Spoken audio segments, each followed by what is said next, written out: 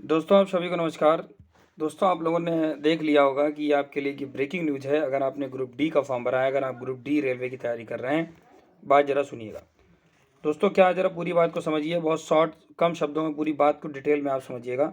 दोस्तों ये बिल्कुल लेटेस्ट में आपका अभी बिल्कुल लेटेस्ट में आपका ये नोटिस आया है, रेलवे की तरफ से पूरा ऑफिशियल नोटिस है, ठीक है। ये ग्रुप डी जिन्होंने फॉर्म भरा ये उनके लिए है। दोस्तों समझिएगा कि क्या है ये आपका, ठीक है। चलिए, बहुत कन्फ्यूजिंग हो रहा है सबको कि सर क्या होगा।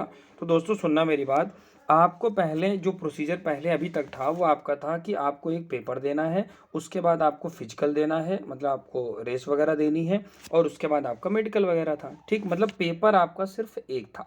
अब रेलवे ने चेंजमेंट ये दोस्तों कर दिया है कि अब आपको 2 पेपर देने हैं। ध्यान दीजिएगा, CBT 1 and CBT 2, paper number 1 और पेपर नंबर 2 दोनों ही आपके ऑनलाइन, ठीक है।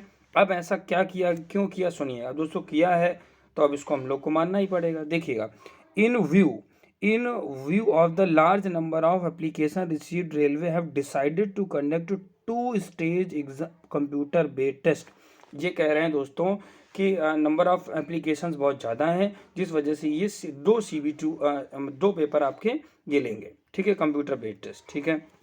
अच्छा, अगली लाइन पर क्या है जरा सुनिएगा। तो दोस्तों आपको ये जानकारी तो पहले से ही है कि फर्स्ट स्टेज का जो आपका एग्ज़ाम CBT 1 था वो आपका 23 फरवरी से शुरू है, ठीक। कंफ्यूज मत होइएगा, वो 23 फरवरी से है। जो आपका सिलेबस दोस्तों था वो एज इट इज़ बिल्कुल वही है, उसमें कोई चेंजमेंट नहीं है। 23 फरवरी से था वो आपको 23 फरवरी से देना है, ठीक है दोस्तों। अच्छा, अगली बात क्या कह रहे हैं दोस्तों, CBT 2। अब ये CBT 2 एक और ऐड हो गया।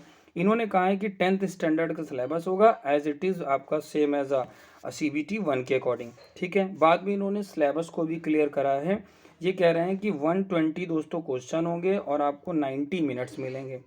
30 question general science, 30 question math, 35 question reasoning और 25 क्वेश्चन आपके करंट अफेयर्स और जनरल अवेयरनेस के होंगे, ठीक।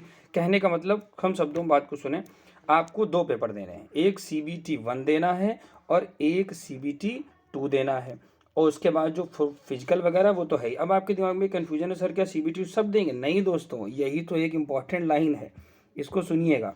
Short listing of the candidate CBT 2 15 times of the notified vacancy. दोस्तों CBT 1 जब आप देंगे तो उसका 15 गुना लोग ही सिर्फ CBT 2 के लिए बुलाए जाएंगे। बात पर ध्यान दीजिएगा, ठीक है। 15 गुना लोग आपके CBT 2 देंगे, और उसके बाद आपका वही आगे नोटिस पे यही लिखा हुआ है कि वो नॉर्मलाइजेशन होगा, वो प्रोसीजर है, उस पर ध्यान देने की कोई खास ज़रूरत नहीं है, आपको सिर्फ तैयारी पर ध्यान देना है, ठीक है। और ये फिजिकल के लिए आपका चेंजमेंट है। चलिए, तो दोस्तों आपके लिए मेन बात क्या है, मेरी बात ध्यान से आप सुने। अब आपको दोस्तों देने हैं 2 पेपर। कितने पेपर देने हैं दोस्तों? अब आपको पेपर देने होंगे 2। और दोस्तों अगर 2 पेपर देने हैं तो आपको तैयारी करनी पड़ेगी ज़बरदस्त। आपका CBT 1 के हिसाब से ही आपको 15 गुना CBT 2 के लिए बुलाया जाएगा। इसका मतलब आपको CBT 1 में पूरी ताकत लगानी है, पूरी ताकत, तभी आप CBT 2 पे पहुंच पाएंगे। बात मेरी समझ गए? इसीलिए दोस्तों अब आपको तैयारी बहुत ज़बरदस्त करनी है, पूरी ताकत CBT 1 पे लगाइए, यही आपकी CBT 2 में काम आएगी, ओके। तो इस चीज़ को पूरी अच्छे तरीके से आप तैयारी कर लीजिए, ओके दोस्तों। तो बस ये नोटिस पे यही था, तो आप तैयारी करिए। Okay bye, take care, thank you, जय हिंद।